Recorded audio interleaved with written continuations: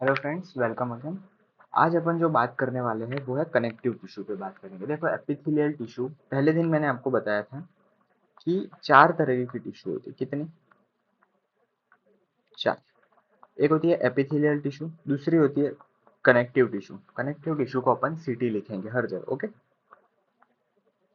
फिर होती है न्यूरल टिश्यू, और लास्ट में होती है कौन सी? Muscular tissue.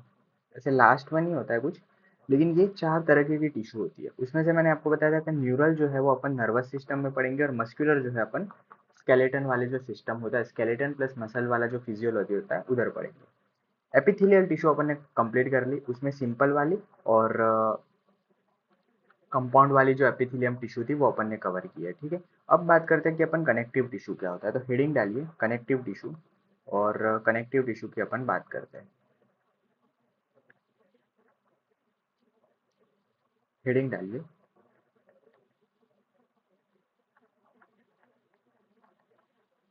Connective tissue. अब हर चीज जब अपन पढ़ते हैं, पहले से पढ़ते आ रहे हैं, तो अपन बताते आ रहे हैं कि भाई कैसे पढ़ना है, क्या क्या पढ़ेंगे, क्या उसका एक फ्लो चार्ट अपन देखते आ रहे हैं। तो कनेक्टिव टिश्यू कैसे पढ़ना है, ध्यान से समझना। सबसे पहले अपन समझेंगे कि कनेक्टिव टिश्यू जो होते हैं उसके कंपोनेंट्स क्या होते हैं।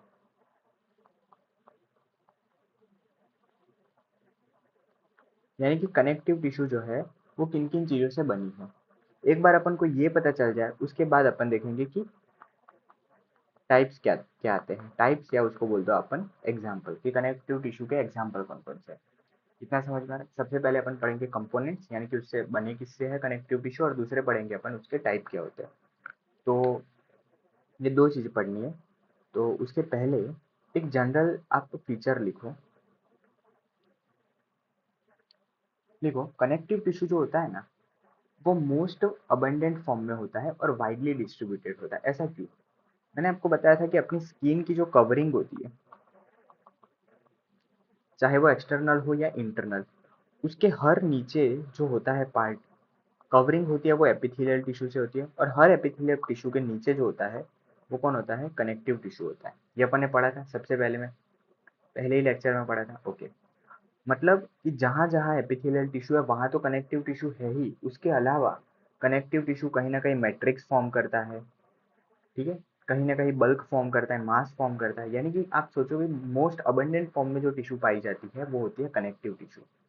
तो ये मैंने आपको बताया कि एक जनरल फीचर में आप लिख दो, कनेक्टिव टिश्यू जो होती है वो मोस्ट अबंडेंट होती है,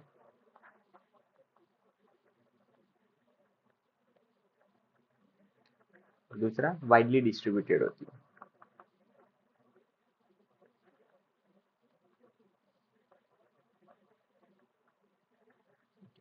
दूसरा आप देखो कि फंक्शन क्या होता है कनेक्टिव टिश्यू का।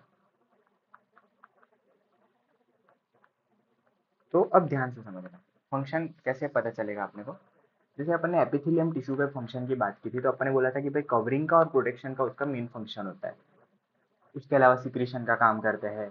अगर क्यूबॉइडल हुए तो सिक्रीशन होते हैं, सिलिएटेड होते हैं तो मूवमेंट में हेल्प करते हैं, ये सारे थे। लेकिन मेन फंक्शन उसका प्रोटेक्शन एंड कवरिंग था।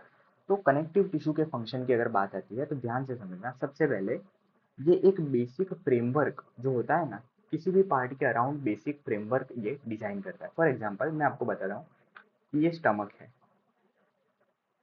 स्टमक बहुत गंदा बन गया। एक काम करते हैं, स्टमक नहीं बनाते, लीवर बनाते हैं। मान लो ये लीवर है, तो लीवर के आसपास जो उसकी कैप्सूल होगी ना, वो बनी होगी कनेक्टिव टिश्यू। कोई भी ऑर्गन होगा, कोई भी ऑर्गन होगा, उसके जो बेसिक जो सराउंडिंग जो एक्सटर्नल सेल्स होते हैं वो किससे कवर्ड होते हैं? कनेक्टिव टिश्यू से होते हैं। दूसरा कि मान लो कि आपको वुंड हीलिंग आप पढ़ोगे कहीं ना कहीं, उसमें क्या होता है कि मान लो कि आपकी स्किन रप्चर हो गई, एक्सीडेंट ट्रॉमा किसी में भी, तो यहाँ पे क्या आएगा? ब्लड को रोकने के लिए यहाँ पे कैस्केड साइकिल आता है, फाइबर्स आते हैं। तो वो फाइबर्स किसके होते हैं? वो कनेक्टिव टिश्यू के होते हैं। तो वो स्किन वापस रीजनरेट करनी होती है, जैसे छत बनानी होती है जब भी, तो क्या करते हैं कि सलिए डालते हैं पहले, उसके बाद उस पर कॉन्क्रीट डालते हैं, ये सब डालते हैं, मैट्रिक्स डालते हैं, और उसके बाद उस पर कलर करते हैं। कलर है एपिथेलियम, लेकिन उसके पहले अपन ने फ्रेमवर्क डिजाइन किया, उसमें मैट्रिक्स डाला, ये सब क्या था? कनेक्टिव टिश्यू था। तो जहां जहां फ्रेमवर्क की बात आती है, जहां जहां मैट्रिक्स फॉर्मेशन की बात आती है, वो कौन फॉर्म करता है? कनेक्टिव टिश्यू फॉर्म करने का काम करता है। तो फंक्शन में लिखो, क्या लिखोगे? Form frame around different different body parts, form frame around different different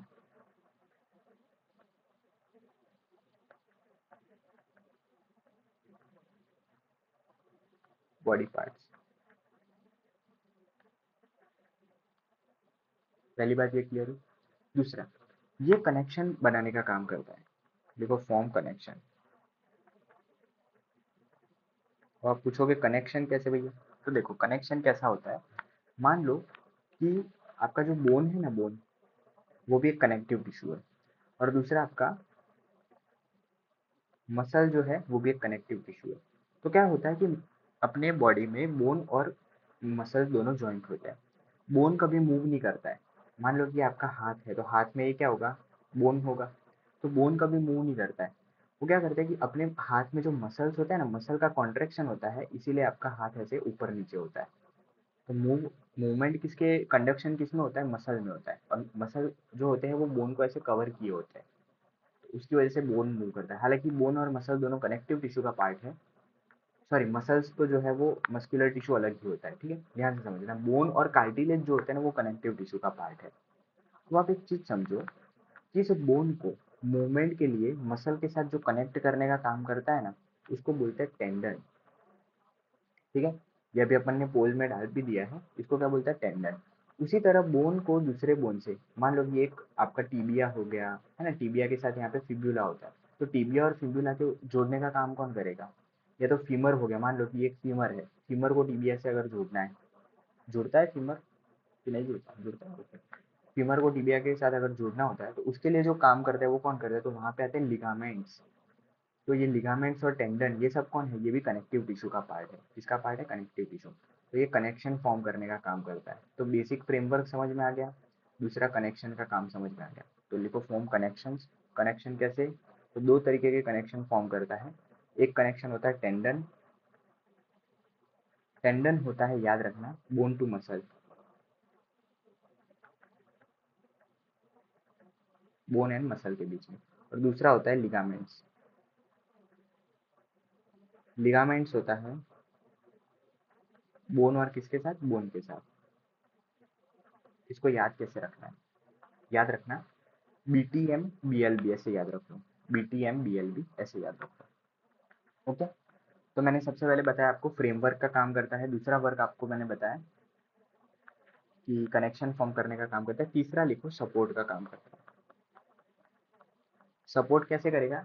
जितने भी ऑर्गन्स होते हैं उनके अराउंड एक कैप्सूल होती है, वो कैप्सूल बनी होती है connective tissue in form of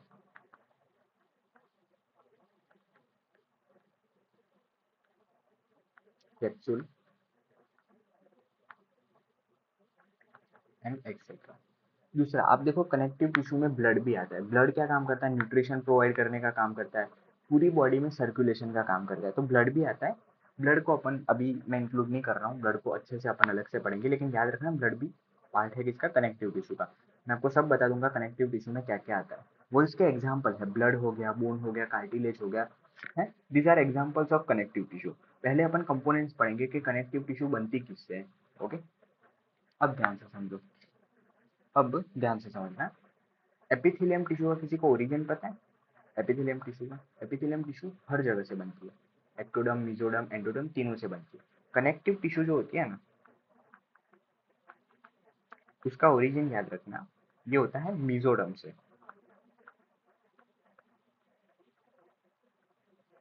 connective tissue कहाँ से बनती है? मेसोडर्म से बनती है, इतना याद रखना है। ओके, अब बात करते हैं कंपोनेंट्स की।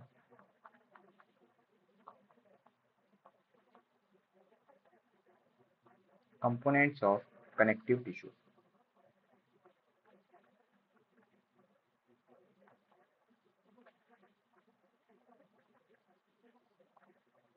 अब ये कैसे याद रखना है और ये क्यों पढ़ते हैं? अब मान लो कि मैं एक कनेक्टिव टिश्यू पढ़ रहा हूँ, और कनेक्टिव टिश्यू में मान लो कि मैं पढ़ रहा हूँ क्या? बोन पढ़ रहा हूँ। तो आपको पता होना चाहिए कि बोन में क्या क्या चीजें होती है। तो कोई भी कनेक्टिव टिश्यू होती है, नॉट ओनली बोन, बोन के अलावा कोई भी कनेक्टिव टिश्यू होती है, तो एक चीज याद रखना कि कोई भी कनेक्टिव टिश्यू बनी होती है सेल से, फाइबर से और मैट्रिक्स से। किससे बनी होती है? सेल्स, फाइबर्स और मैट्रिक्स में। अब क्या होगा, अगर मैं बोन पढ़ रहा हूँ तो बोन में सेल्स अलग होंगे, फाइबर्स अलग होंगे और मैट्रिक्स अलग होगी। मान लो कि अगर बोन की जगह मैं कार्टिलेज पढ़ रहा हूँ तो कार्टिलेज में सेल्स अलग होंगे, फाइबर्स अलग होंगे और मैट्रिक्स अलग होगा। मैं लूज कनेक्टिव टिश्यू पढ़ रहा हूँ तो उसमें सेल, फाइबर्स और मैट्रिक्स का अरेंजमेंट कुछ अलग होगा। मैं लूज की जगह डेंस पढ़ रहा हूँ तो डेंस में अलग होगा। तो इसीलिए अपन को पढ़ना है, सबसे पहले अपन कंपोनेंट्स पढ़ लेते हैं कि भाई ये कंपोनेंट्स होते हैं। उसके बाद अपन जब भी एग्जाम्पल पढ़ेंगे तो समझ लेंगे कि अच्छा सेल, कोई भी कनेक्टिव टिश्यू के बाद पढ़ेंगे तो उसमें सेल कौन से होते हैं, फाइबर्स कौन कौन से होते हैं और मैट्रिक्स कौन कौन से होते हैं। तो लिखो, कनेक्टिव टिश्यू जो होते हैं उसके कंपोनेंट्स में पहले आते हैं सेल्स, फाइबर्स और मैट्रिक्स। अब सबसे पहले समझते हैं भाई, ये एक नंबर जो है सेल्स है, दो नंबर में मैंने बताया फाइबर्स है और तीन नंबर में कौन है, मैट्रिक्स है। तो सबसे पहले मैं आपको बताता हूँ कि सेल कौन कौन से होता है। ओके, पहले जो सेल्स होते हैं कनेक्टिव टिश्यू में वो होते हैं फाइब्रोब्लास्ट।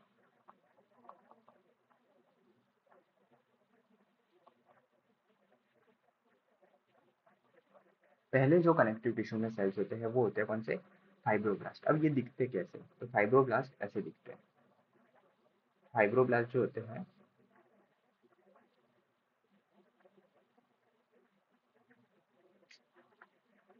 वैसे दिखेंगे आपको।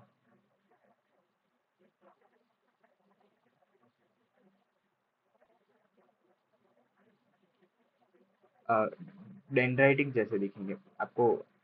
नर्व आपने देखे हैं, नर्व, नर्व की जो बॉडी होती है उसमें कैसे डेंड्राइटिक्स होते हैं, आपको उसके जैसे दिखेंगे फाइब्रोब्लास्ट। ये काम कैसे करते हैं, फाइब्रोब्लास्ट जो होते हैं ना वो फाइबर्स फॉर्म करते हैं। ये उसका न्यूक्लियस हो गया मान लो।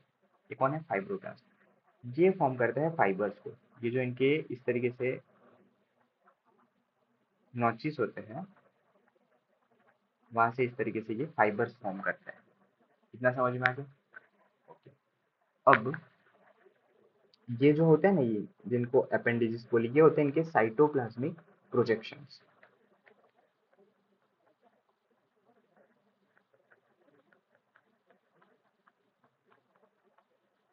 क्या हो गए, साइटोप्लाज्मिक प्रोजेक्शंस हो गए। हाँ, ये कोई रेगुलर पैटर्न में नहीं होते, ये होते हैं इरेगुलर पैटर्न में। ओके, और दूसरे ये क्या होते हैं, ये किस चीज का प्रोडक्शन करते हैं, फाइबर्स का। समझ में आ गई। फाइब्रोब्लास्ट के बारे में लिखो, ये होते हैं largest cells, largest cells of connective tissue. CT का मतलब होता है कनेक्टिव टिश्यू। ओके, दूसरा, कनेक्टिव टिश्यू में ये होते हैं मैक्सिमम इन नंबर।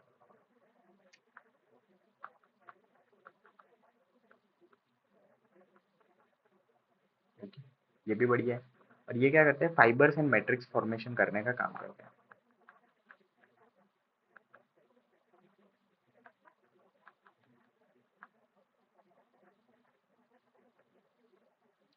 का काम करते हैं। अब जब आप डिफरेंट डिफरेंट, मैंने आपको बताया कि भाई आप जब अपन कनेक्टिव टिश्यू में जाते हैं तो वहाँ पे अलग अलग कनेक्टिव टिश्यू में अलग अलग सेल्स होते हैं। जैसे कि ये फाइब्रोब्लास्ट है, ये सेम फाइब्रोब्लास्ट,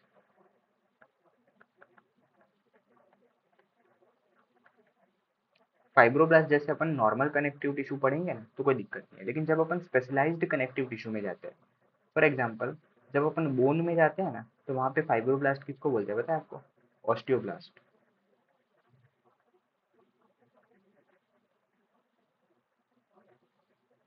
और जब अपन कार्टिलेज में जाते हैं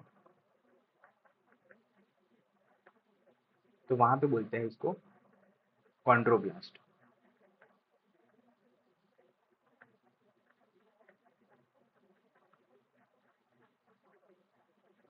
ठीक है, याद रखें, क्योंकि बोन में जो फाइबर फॉर्मिंग सेल्स होते हैं, जो फाइब्रोब्लास्ट होते हैं, उनको बोलते हैं ऑस्टियोब्लास्ट।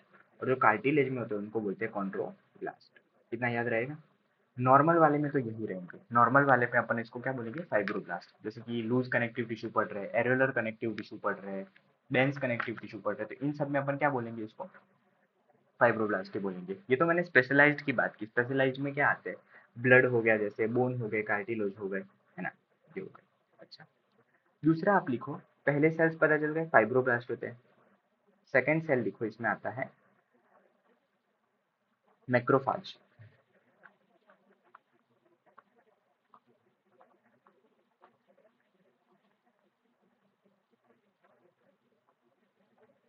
अब ध्यान से समझना, मैक्रोफाज जो होता है ना वो टिश्यू सेल्स होता है, यानी कि वो अ, ये आपका मान लो कि ये ब्लड है, ये क्या है? ब्लड है। ब्लड में मान लो कि न्यूट्रोफिल्स है तो उसको न्यूट्रोफिल्स बोलते हैं, लेकिन ये जब ब्लड से बाहर आता है ना तब इसको बोल देते हैं, इसी न्यूट्रोफिल्स को बोल देते हैं अपन मोनोसाइट्स। सेम उसी तरीके से ये जो मैक्रोफाजेस है ना वो ब्लड में भी प्रेजेंट होंगे, ये किसी टिश्यू में भी प्रेजेंट होंगे, लेकिन क्योंकि ये जो मैक्रोफेजेस है वो एक पेगोसाइटिक सेल्स है और ये टिश्यू में प्रेजेंट होते हैं, इसीलिए इसको बोलते हैं अपन क्या, हिस्टियोसाइट्स बोलते हैं। क्या बोलते हैं इसको? हिस्टियोसाइट्स। हिस्टो का मतलब क्या होता है? हिस्टो का मतलब होता है टिश्यू, और साइट्स यानी कि टिश्यू में पाने जाने वाले नॉट मैक्रोफेजेस, टिश्यू सेल्स होते हैं, इसलिए इसको बोलते हैं हिस्टोसाइट्स। इसको एक और नाम लिख दीजिए आप, हिस्टोसाइट्स।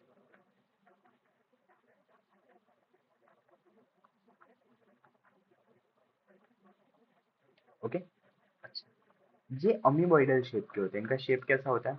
ऊपर वाले कैसे थे? साइटोप्लाज्मिक प्रोजेक्शन उसके निकले हुए थे, स्टार शेप थे। ये कैसे होता है? अमीबॉइडल शेप के। अमीबॉइडल शेप यानी कि इरेगुलर शेप के होते हैं ये भी। ओके, तो अमीबॉइडल शेप मैं यहाँ पे बना रहा हूँ, ये आपके अमीबॉइडल शेप हो गया। अच्छा, अब ध्यान रखना इनका न्यूक्लियस कैसा होता है। इनका न्यूक्लियस होता है किडनी शेप या तो बीन शेप।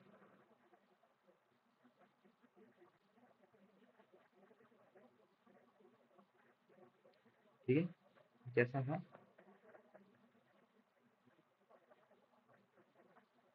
किडनी शेप या तो बीन शेप। समझ में आ रहा है आपको? अच्छा, और इनके पास लाइसोसोमल ग्रेन्यूल्स होते हैं।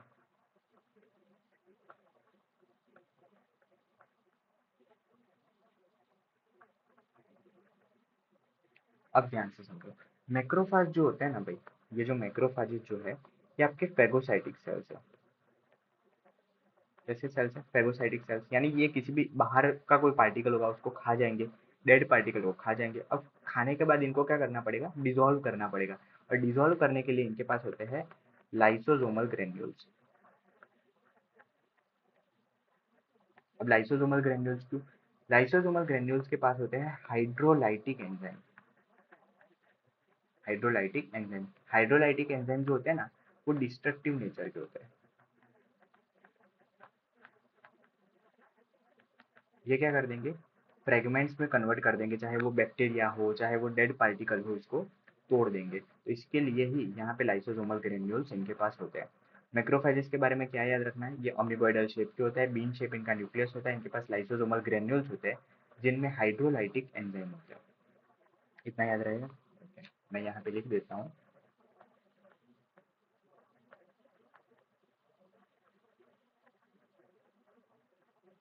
एंजाइम्स होगा। ठीक है, दीज आर फेगोसाइटिक सेल्स।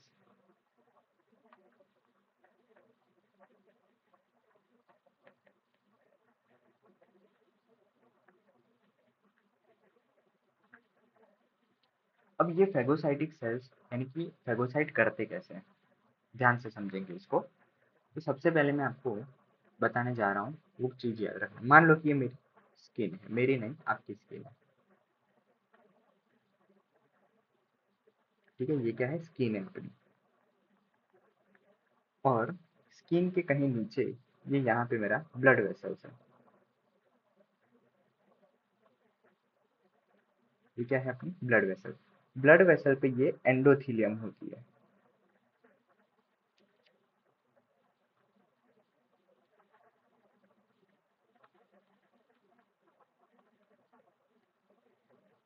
ये जो मैं समझाने जा रहा हूँ ना, ये इन्फ्लामेशन करके आपकी शॉर्ट नोट्स आती है मेडिकल में, बीएस में। ठीक है, अपने को इतना नहीं पढ़ना है, अपने को सिर्फ पता करना है कि एंटीबॉडी फॉर्मेशन कैसे होती है या इन्फ्लामेशन कैसे होता है, क्योंकि ये आपके यहाँ पे भी काम में आएगा और ट्वेल्थ में आपका ह्यूमन हेल्थ एंड डिसीज आता है वहाँ पे भी काम में आएगा, इसलिए मैं बता रहा हूँ।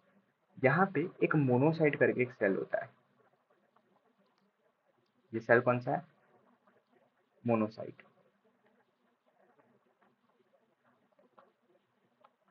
अब जब तक मोनोसाइट जो होता है ना, वो बॉडी में, सॉरी ब्लड में होता है, तब तक वो मोनोसाइट्स होते हैं।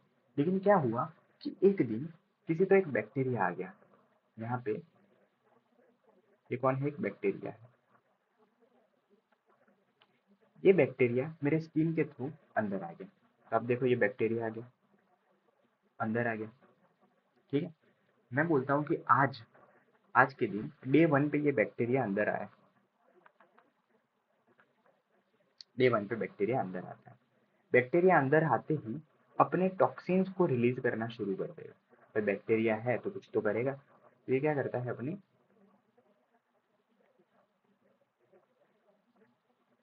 प्रोडक्ट्स को रिलीज करता है। टॉक्सिन्स नहीं लिख रहा हूँ क्योंकि टॉक्सिन्स होते हैं, फिर एलपीएस होता है, बहुत सारी चीजें होती है, गलत हो जाएगी, इसलिए मैं बोलता हूँ कि प्रोडक्ट्स को रिलीज करना शुरू कर देता है। जैसे ये प्रोडक्ट को रिलीज करता है, यहाँ पे सबसे पहले बॉडी में बहुत सारी इवेंट्स होती है। जैसे कि आप पढ़ोगे, रोलिंग होता है, अडेशन होता है, वो बहुत सारे सेल्यूलर और वेस्कुलर इवेंट्स होते हैं। और उसके बाद ये जो आपके मोनोसाइट्स होते हैं ना, वो मोनोसाइट्स यहाँ से बाहर निकल जाते हैं। अब आप कहोगे कि ये मोनोसाइट तो बहुत बड़ा है, बाहर कैसे निकला? तो ये क्या करेगा? अपने आप को ऐसे स्क्वीज आउट करेगा, मतलब ऐसे पिचकेगा पहले, अपने आप को स्क्वीज करेगा और बाहर निकलेगा। और बाहर आके ये अमीबॉइडल शेप का बन जाता है, क्योंकि भाई स्क्वीज होके आया। ठीक है, तो ये अमीबॉइडल शेप बन जाएगा और ये उसका बीन शेप न्यूक्लियस हो गया। ये जो प्रोसेस हुई ना बाहर निकलना, इसको बोलते हैं अपन क्या? डायापीडेसिस। इस प्रोसेस को क्या बोलते हैं? डायापेडेसिस। स्क्वीज आउट होके जो बाहर निकलता है, उस प्रोसेस को बोलते हैं डायापीडेसिस। अब इनके पास एक शक्ति होती है। ये जो मैक्रोफेज जो बाहर आए, जैसे ही ये टिश्यू में आते हैं ना, इनको बोल देते हैं अपन मैक्रोफेज। ब्लड में थे तब तक इनको क्या बोला? मोनोसाइट्स। जैसे ही बाहर आई, ये क्या हो गया? हाँ, ये करीबन अपन देखेंगे इंफ्लामेटरी प्रोसेस अगर अक्यूट है, यानी कि बहुत जल्दी वाली है, तो 3-4 दिन या 6 दिन तक ये हो जाता है। ज़्यादा से ज़्यादा 3 दिन में ये बाहर आ गए। और इनके पास एक एबिलिटी होती है टॉक्सिन्स को देखने की, और ये टॉक्सिन्स को देखते हैं, और देखते ही ये टॉक्सिन के पास चले जाते हैं। और ये जो मूवमेंट होता है उसको बोलते हैं कीमोटैक्सिस। कीमोटैक्सिस बोलते हैं इसको। इतना समझ में आया? अब मैक्रोफेज यहाँ पे आया। ये मैक्रोफेज देखो यहाँ पे आ गया। ठीक है, इसने क्या किया? इसको ईट कर दिया। और ईट को बायोलॉजी में बोलते हैं अपन फैगोसाइट। फैगोसाइटोसिस कर दिया। तो देखो, ये मैक्रोफेज था। मैक्रोफेज ने क्या किया? लाइसोसोमल ग्रेन्यूल्स थे इसके पास, और इससे ये बैक्टीरिया जो था आपका, इस बैक्टीरिया को फ्रेगमेंट्स में तोड़ दिया, टुकड़ों में तोड़ दिया। लेकिन ये बैक्टीरिया ने देखा, सॉरी मैक्रोफेज ने देखा कि भाई मैं तो अकेला हूँ, मैं तो क्या हूँ? अकेला हूँ। और मैंने इस बैक्टीरिया को तोड़ दिया, लेकिन क्या पता इस बैक्टीरिया ने यहाँ आने के बाद अपने जैसे कुछ और लोगों को पैदा कर लिया हो, तो अब मैं क्या करूँ? तो ये क्या करता है? अपनी बॉडी पे एक एमएचसी करके मॉलिक्यूल्स होता है। कौन होता है? एमएचसी। एमएचसी का फुल फॉर्म होता है मेजर हिस्टो कंपेटिबल मॉलिक्यूल करके एक मॉलिक्यूल होता है। मेजर हिस्टो कंपेटिबिलिटी करके एक मॉलिक्यूल होता है। इस पे ये जो बैक्टीरियल प्रोडक्ट्स है ना, उसको शो करता है। आप अगर किसी को मार रहे हो तो क्या करोगे? ऐसे उठा के दिखाओगे, देखो मैंने इसको मार लिया, देखो मैंने इसको मार लिया। उसी तरह ये इसको शो करता है। तो मान लो कि ये बैक्टीरियल प्रोडक्ट अपना ब्लैक कलर का बैक्टीरियल प्रोडक्ट था, इसको यहाँ पे ये शो करता है, एमएचसी को। ठीक है, किसकी हेल्प से? यहाँ पे होते हैं टी हेल्पर सेल्स होते हैं। अभी याद रख लो, रिप्रोडक्टिव नहीं, पर ये ह्यूमन हेल्थ एंड डिजीज में आपको इतना अच्छे से फिर से पढ़ाने में आएगा। अभी के लिए याद कर लो कि टी हेल्पर सेल से ये दिखा था। टी हेल्पर सेल क्या करता है? ये हेल्प करेंगे इन फॉर्मिंग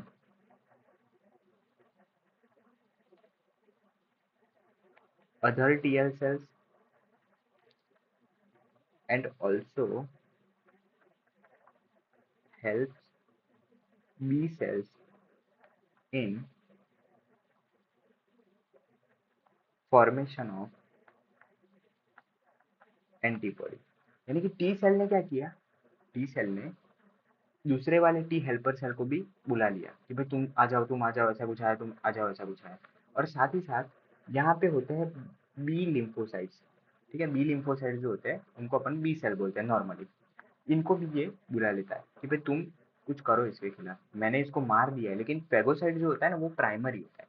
मतलब मैं आपको बताता हूँ इसमें क्या होता है कि मान लो कि आपका किसी के साथ झगड़ा हुआ, तो आपने क्या किया, आपका डायरेक्ट झगड़ा हुआ, आपने उसको चाटा मार दिया और दिखा दिया देखो मैंने मार लिया ऐसे। फिर आपको पता चला कि यार ये तो कुछ और लोगों को लेके आ गया है, तो आप क्या करोगे, आप अपने दोस्तों को बुलाओगे। तो टी हेल्पर सेल जो होते हैं वो अपने जैसे उनके दोस्त को बुला लेते हैं, लेकिन टी हेल्पर सेल किसी को मार नहीं पाते, याद रखना। हाँ, टी किलर सेल्स होते हैं वो मारने में हेल्प करते हैं, लेकिन एक्चुअल मारने का काम करता है एंटीबॉडी। फिर आपसे भी काम नहीं होता तो आप क्या करते हो, किसी बड़े भाई को बुलाते हो कि भाई अपने पास ये भाई है, उसको बुलाते हैं। वो जो भाई होते हैं वो होते हैं यहाँ पे बी सेल। तो टी हेल्पर सेल ने अपने से एंटीबॉडी को प्रेजेंट किया, एपीसी होते हैं, एंटीबॉडी को प्रेजेंट किया। एंटीबॉडी को प्रेजेंट करने के साथ साथ उन्होंने क्या किया, उनको थोड़ा डैमेज भी किया, और साथ ही साथ बी सेल को इन्फॉर्म कर दिया। और बी सेल जो होते हैं वो क्या करते हैं कि बी सेल जो होते हैं वो करते हैं फॉर्मेशन ऑफ एंटीबॉडी। अब बी सेल कभी सीधा सीधा फॉर्मेशन नहीं करते। बी सेल जो होते हैं ना वो कन्वर्ट होते हैं टू दी प्लाज्मा सेल्स। यानी कि ये मान लो कि आपका बी सेल है ना, ऐसा दिखता होगा। ठीक है, बी सेल ऐसा दिखता होगा, और वो जब कन्वर्ट होता है प्लाज्मा सेल में तो वो ऐसा दिखता है। एक एलोंगेटेड सेल होता है जिसके साइड में ऐसे कार्टविल लाइक,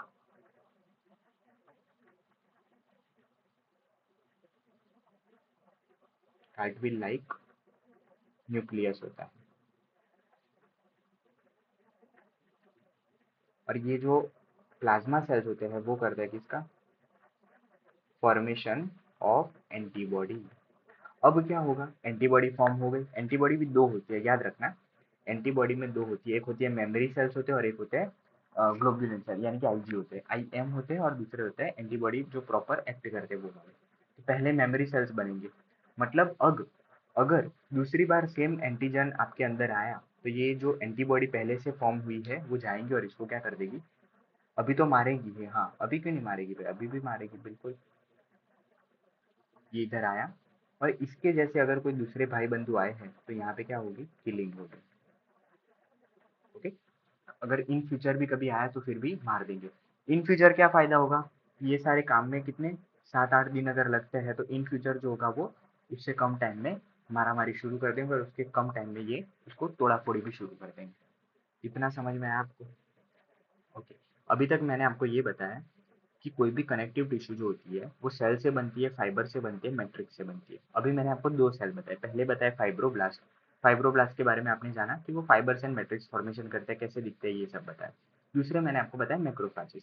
मैक्रोफाजिस बताने के साथ साथ मैंने आपको मैक्रोफाजिस के फंक्शन भी बता दिए कि मैक्रोफाजिस क्या करते हैं, कि भाई वो डायपिडेसिस करके जब बाहर आते हैं तब उनको मैक्रोफेजिस बोलते हैं, और उसके बाद वो क्या करते हैं, कीमोटैक्सिस करके आगे जाते हैं और वहाँ पे जाके फेगोसाइटोसिस करते हैं। फेगोसाइटोसिस करके इन्होंने क्या कर दिया, मार दिया। दूसरा मैक्रोफेज जब एक्टिवेट हो जाते हैं तो वो टी हेल्पर सेल को सिग्नल देते हैं, बी सेल को सिग्नल देते हैं, और वहाँ पे एंटीबॉडी प्रोडक्शन होता है बाय प्लाज्मा सेल्स। ओके, अब ये जो मैं कब से बोल रहा हूँ कि भाई टी सेल्स और बी सेल्स है, वो भी कहीं ना कहीं देखो आप कहाँ पे कनेक्टिव टिश्यू के अंदर ही है, तो उनको पढ़ लेते हैं। ये जो टी सेल्स और बी सेल्स जो होते हैं ना भाई, इनको कलेक्टिवली बोला जाता है लिम्फोसाइट्स।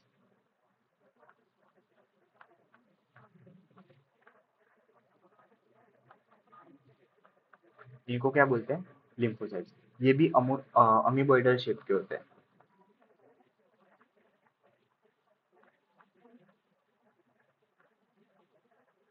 लेकिन इनका न्यूक्लियस राउंड होता है और थोड़ा बड़ा होता है, यानी कि ये अगर मैं ये बी सेल या टी सेल जो भी बना रहा हूँ तो इनका न्यूक्लियस थोड़ा ऐसे बड़ा होगा। ठीक है, उसके अलावा मैंने बात की, एक और सेल मैंने आपको ऊपर दिखाया था, वो कौन सा था, प्लाज्मा सेल था। प्लाज्मा सेल कुछ नहीं होते हैं, वो बी सेल जो होते हैं वो कन्वर्ट हो जाते हैं। इनको बोलते हैं एंटीबॉडी प्रोडक्शन सेल्स भी बोलते हैं।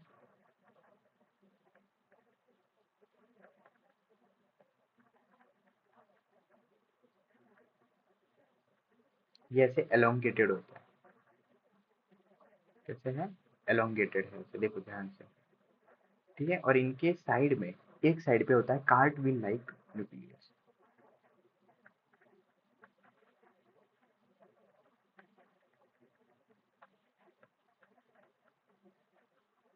ओके, शेप इनका कैसा है? एलोंगेटेड है।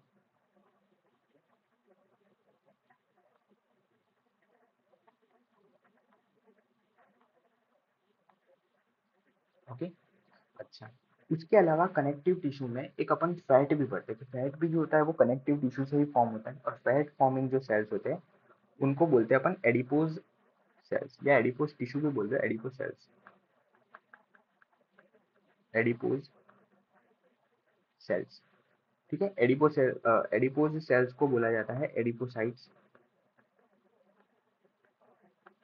एडिपोसाइट्स बोलते हैं, या इसको लाइपोसाइट्स भी बोलते हैं। फैट क्या है? लिपिड से ही बनता है, इसीलिए ये क्या काम करते हैं? ये करते हैं स्टोर करने का काम करते हैं, फैट को स्टोर करेंगे, किसको? फैट को। ये जो एडिपोसाइट्स जो होते हैं वो भी आपको देखने को मिलेंगे, राउंड सेल्स होते हैं। दूसरा, इनका जो न्यूक्लियस होता है ना वो बहुत साइड में होता है।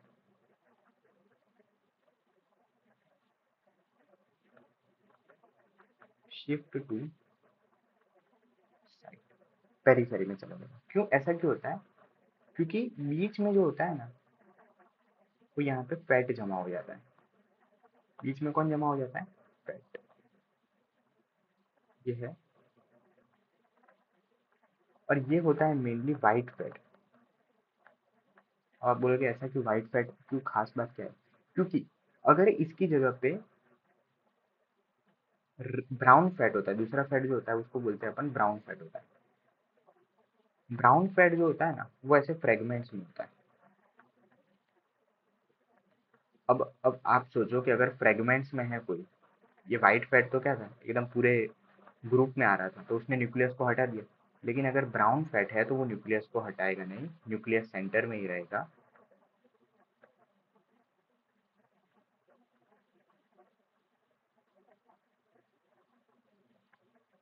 Okay, in case of brown fat, brown की जगह रेड भी लिखो, कोई फर्क नहीं पड़ेगा। और लास्ट जो सेल होता है उसको अपन बोलते हैं कौन सा? Mast sales.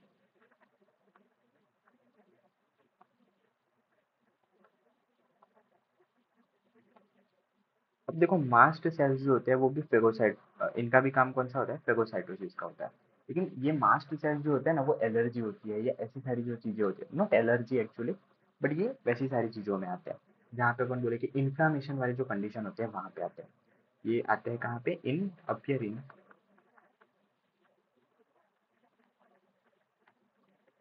Inflammatory reaction.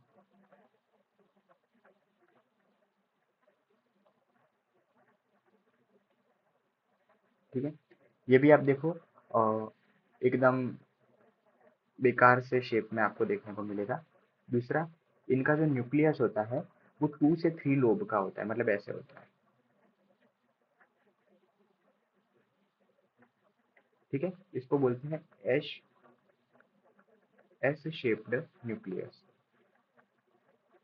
ठीक है, एस अल्फाबेट होता है उसकी जगह होता है, 2 to 3 लोब का ये देखने को मिलता है। समझ में आ गया? लेकिन एक चीज और समझो कि इनके पास बेसोफिलिक ग्रेन्यूल्स होते हैं, इसीलिए इनको बेसोफिल्स भी कहते हैं। हाँ, देखो, बेसोफिलिक ग्रेन्यूल्स भी होते हैं। ठीक है, बेसोफिल्स इनको कब बोलेंगे? ब्लड में होंगे तब। मास्ट सेल जब आ जाएंगे तब इसको मास्ट सेल। हाँ, मास्ट सेल को देखने के लिए कुछ टेस्ट होते हैं। कौन से टेस्ट होते हैं? मिथाइलिन ब्लू डाई जो होती है वो यूज करते हैं अपन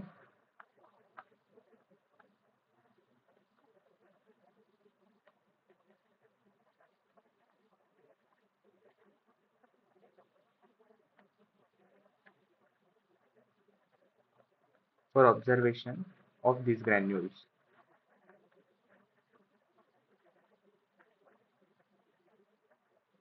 ओके, दूसरा क्या देखते हैं अपन? हिस्टम अब ध्यान से समझना, मास्ट सेल्स जो होते हैं ना, वो प्रोड्यूस करते हैं हिस्टामिन, सेरोटोनिन और हिपेरिन का। इट सीक्रेट्स,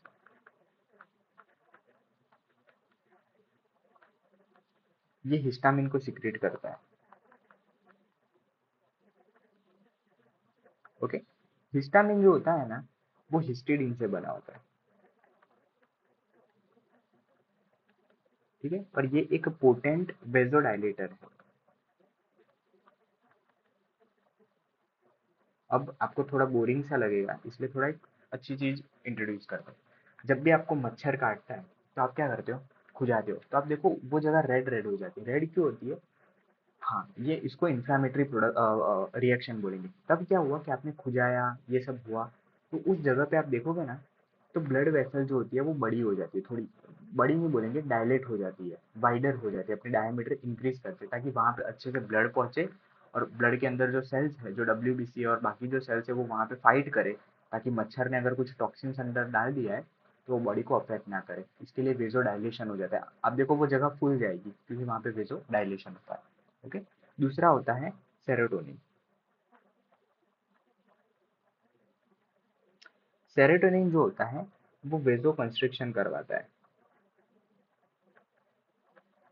अब ये चीज आप याद रख लो अभी के लिए, सेरोटोनिन वेजो कंस्ट्रिक्शन करवाता है, क्योंकि आप जब मेडिकल में इन्फ्लामेशन पढ़ोगे तब आपको पता चलेगा।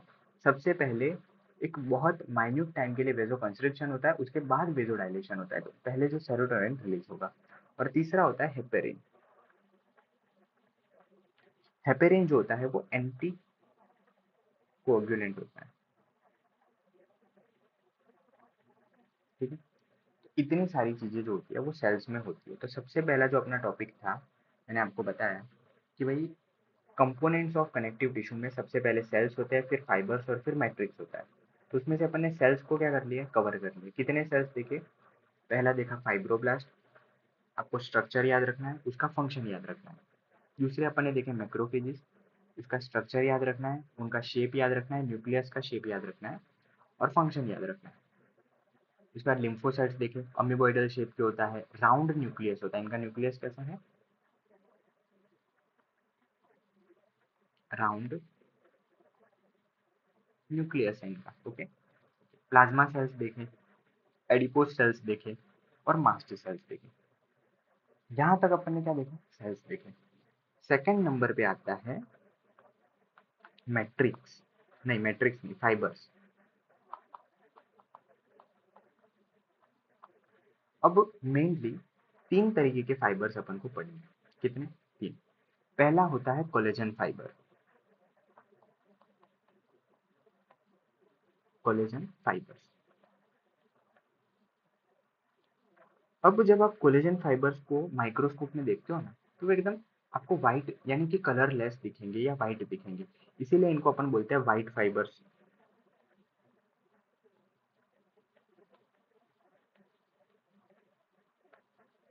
ठीक है, दूसरे पढ़ने अपने को इलास्टिक फाइबर्स।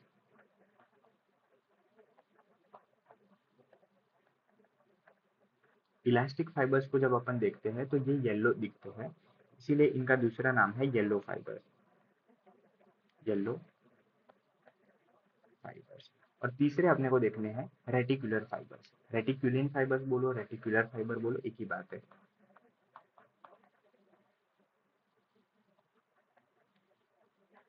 ठीक है, तीन फाइबर्स देखने हैं अपने को। इलास्टिक फाइबर्स है, ठीक है, रेटिकुलिन फाइबर्स है और कोलेजन फाइबर्स है। इलास्टिक फाइबर को थोड़ा बीच में लिख देते हैं अपन।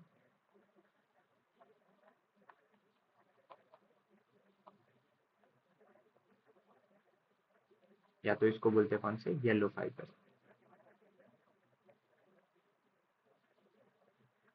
अब ध्यान से समझो कि ये काम क्या करते हैं। तो सबसे पहले ऐसे डिफरेंस के फॉर्म में याद रखना है, डेटा के फॉर्म में कितना याद रखोगे। सबसे पहले देखते हैं इनकी लोकेशन। लोकेशंस क्या क्या होती है, मैं यहाँ पे लाइन बना रहा हूँ, ठीक है, कि अपन ऐसे ही कंपेयर करके याद कर पाए। Okay, location. कोलेजन फाइबर्स जो होते हैं वो मेनली अपन को टेंडन में दिखते हैं। आप जब पढ़ोगे ना तब आप पढ़ोगे स्किन में भी होते हैं, हर जगह होते हैं। लेकिन अभी आप ट्वेल्थ के लेवल पे याद रखो, ऐसा मत बोल देना उधर जाके हमको तो गलत पढ़ाया था। मेनली कहाँ दिखता है आपको, कोई पूछे टेंडन में क्या दिखता है तो कोलेजन फाइबर। लिगामेंट्स पूछ ले कोई तो इलास्टिक फाइबर्स होते हैं। ओके। और ये जो फाइबर्स होते हैं, बोन मेरो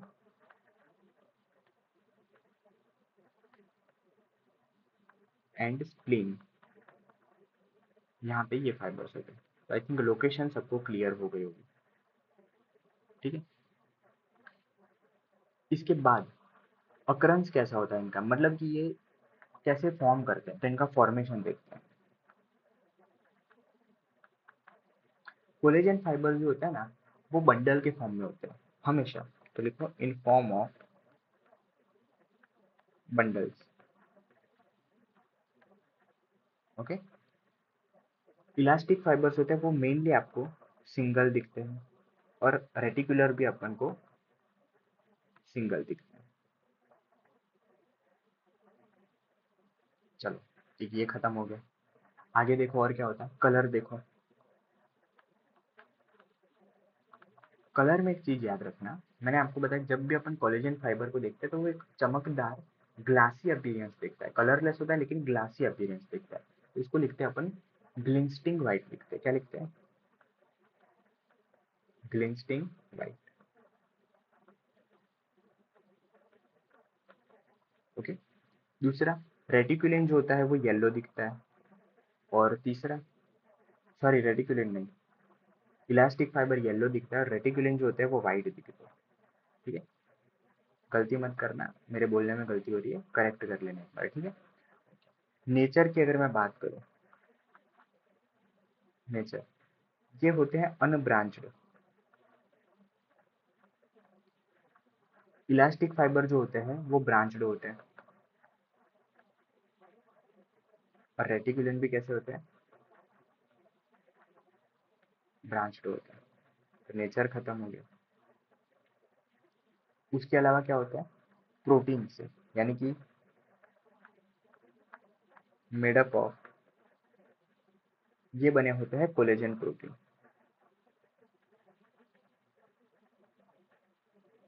ये बनते हैं इलास्टिन प्रोटीन, इलास्टिन प्रोटीन। और बट ऑब्वियसली बात है ये किससे बने होंगे, रेटिकुलेंट प्रोटीन से।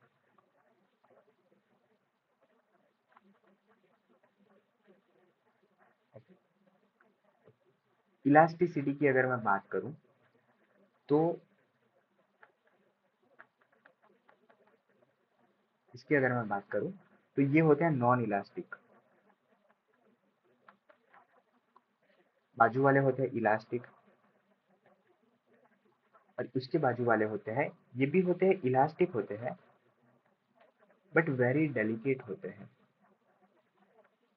कैसे होते हैं, डेलिकेट होते हैं। अब एक चीज समझो, ध्यान से समझना। फाइबर्स में अपन ने कौन कौन से फाइबर देखे, कोलेजन फाइबर्स देखे, इलास्टिक फाइबर्स देखे और रेटिकुलर फाइबर्स देखे। लोकेशन देखो, ये टेंडन में होते हैं, लिगामेंट्स में होते हैं, बोन मेरो एंड स्प्लिन, ये बहुत इंपॉर्टेंट है। ओके। फॉर्मेशन, ये बंडल के फॉर्म में होते हैं, कोलेजन फाइबर्स बंडल में होते हैं, बाकी दोनों सिंगल होते हैं। कोलेजन फाइबर ग्लिस्टिंग व्हाइट देते हैं, इलास्टिक येलो देते हैं, और ये व्हाइट देते हैं। नेचर, कोलेजन फाइबर्स अनब्रांच्ड होते हैं, ये ब्रांच्ड होते हैं, और ये भी कैसे होते हैं, ब्रांच्ड होते हैं। कोई बात नहीं। मेडअप ऑफ, कोलेजन फाइबर कैसे प्रोटीन से बनते हैं, कोलेजन प्रोटीन से बनते हैं। इलास्टिक जो होते हैं वो इलास्टिन से बनते हैं, और रेटिकुलर जो होते हैं वो रेटिकुलिन से बनते हैं। इलास्टिसिटी की अगर मैं बात करूँ तो ये नॉन इलास्टिक होते हैं, ये दोनों इलास्टिक होते हैं। रेटिकुलिन फाइबर इलास्टिक के साथ साथ डेलिकेट भी होते हैं। यहाँ पे मैंने आपको दो चीजें कवर करवा ली, कि भाई कोई भी कनेक्टिव टिश्यू होगा तो उसके सेल्स कैसे होंगे, और दूसरा उनका फाइबर्स कैसा होगा। तीसरा पार्ट बचता है उनका मैट्रिक्स। क्या बचता है उनका, मैट्रिक्स बचता है। मैट्रिक्स में याद रखो कि मेनली मैट्रिक्स में हाइड्रोनिक एसिड होता है।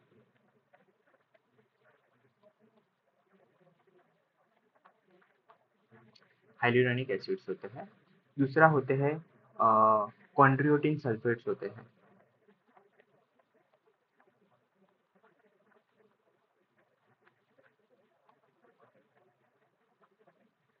और केरेटिन सल्फेट्स होते हैं।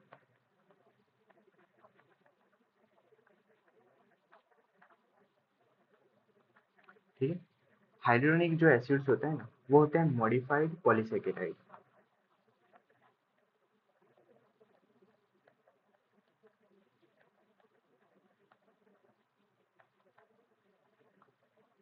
ओके, इनको अपन बोलते हैं जीएजीस बोलते हैं। क्या बोलते हैं? जीएजीस, ग्लाइकोज अमाइनो ग्लाइकन्स।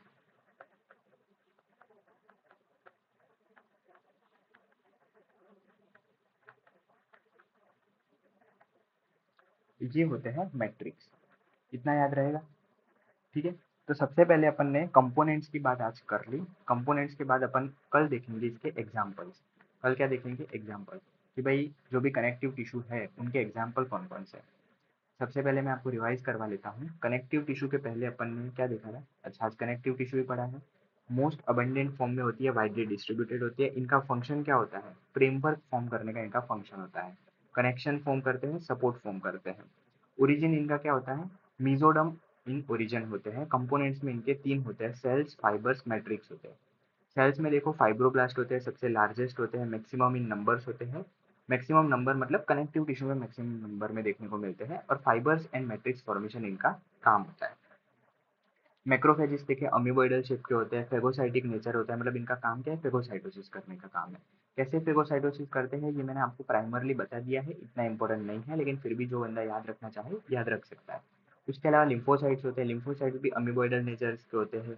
राउंड न्यूक्लियस होता है, ये सब आपको याद रखना है। प्लाज्मा सेल्स का नेचर याद रखना है, क्योंकि कभी कभी ये जो आपके बुक में जो फोटोज है, लिम्फोसाइट्स के फोटोज है, मोनोसाइट्स के फोटोज है, वो ला के रख देते हैं और बोलते हैं कि बोलो इनमें से लिम्फोसाइट कौन सा। जो ब्लड वाला चैप्टर है वहाँ पे नीचे सेल्स दिए है ना, वो फोटो आपको याद करना है। एडिपोज सेल्स जो होते हैं उनका काम क्या होता है, मास्ट सेल जो होते हैं उनका काम और अपीयरेंस याद रखना है। फाइबर्स याद रखना है, एग्जाम्पल हर बार पूछ लेते हैं कि कोलेजन फाइबर कहाँ होता है, कैसा दिखता है, क्या है। देखो लोकेशन है, फॉर्मेशन है, कौन से प्रोटीन से बना है, ये तो बहुत बार पूछ लिया है कि कोलेजन कोलेजन से बनता है, इलास्टिक इलास्टिन से बनता है और रेटिकुलर रेटिकुलिन से बनता है। अपीयरेंस कैसा होता है ये भी बार बार पूछ लेते हैं। कौन ब्रांच्ड होता है, कौन अनब्रांच्ड होता है, ये भी बार बार पूछा है। ये एक पैराग्राफ है और ये पैराग्राफ क्या करता है कि पूरा जो एक पैराग्राफ है 5-6 लाइन का वो लिख देते हैं ऐसे, और बीच बीच में फिलिंग द ब्लैंक्स रख देते हैं और आपको भरनी होती है नीट में। हाँ, तो इसके लिए आप याद रख लो। मैट्रिक्स में मैंने आपको बताया हाइड्रोनिक एसिड्स होते हैं, वो मॉडिफाइड पॉलीसेकेराइड्स होते हैं, ग्लाइकोज अमाइनो ग्लाइकेन्स होते हैं। उसके अलावा कॉन्ड्रोटिन सल्फेट्स होते हैं और कैरेटिन सल्फेट्स होते हैं। कल अपन देखेंगे कि कोई भी कनेक्टिव टिश्यू है, ठीक है, यहाँ से अपन याद रखो कि कल अपन देखेंगे कोई भी कनेक्टिव टिश्यूज है वो उसको अपन कैसे क्लासीफाई कर सकते हो। क्लासिफिकेशन ऑफ कनेक्टिव टिश्यू अपन कल देखेंगे। तब तक के लिए थैंक यू अभी तक सुनने के लिए, और ऐसा ही सुनते रहो। अभी थोड़ा बोरिंग सा लगेगा, जैसे ही ह्यूमन फिजियोलॉजी शुरू होगी ना, आप ही वो बंदे होंगे कि जिन्होंने ये पढ़ा है वो रिलेट कर पाएंगे, जो नहीं पढ़ के आए हैं वो रिलेट नहीं कर पाएंगे। ओके, तो चलो तब तक के लिए थैंक यू, बाय।